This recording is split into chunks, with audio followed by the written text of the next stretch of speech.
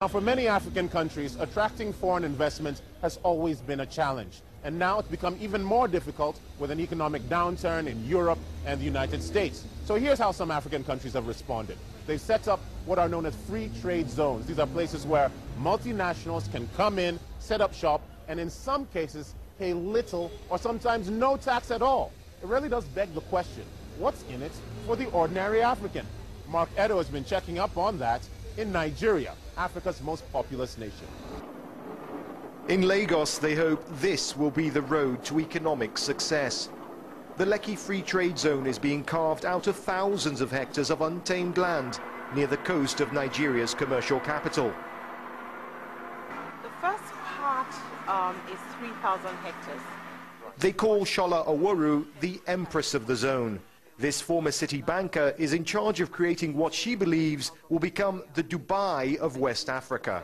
The idea is actually to create a new model city, not just industrial, also a residential commercial area, so that you have a self-sustaining city. While Lagos State is providing the land, a Chinese consortium is responsible for the actual construction. And there's a lot to build.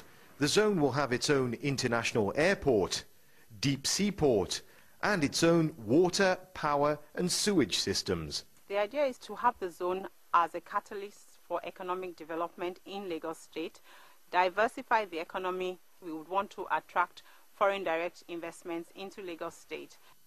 There are 23 other free trade zones in Nigeria, all vying for the attentions of international investors. But the Lekki Free Trade Zone here in Lagos has one big advantage: size.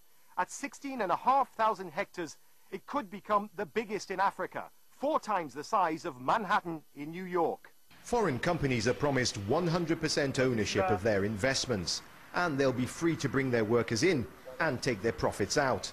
The zone will be tax-free. Sounds good for the companies, but is it good for the country? The governor of Lagos State, Babatunde Fashola, says yes.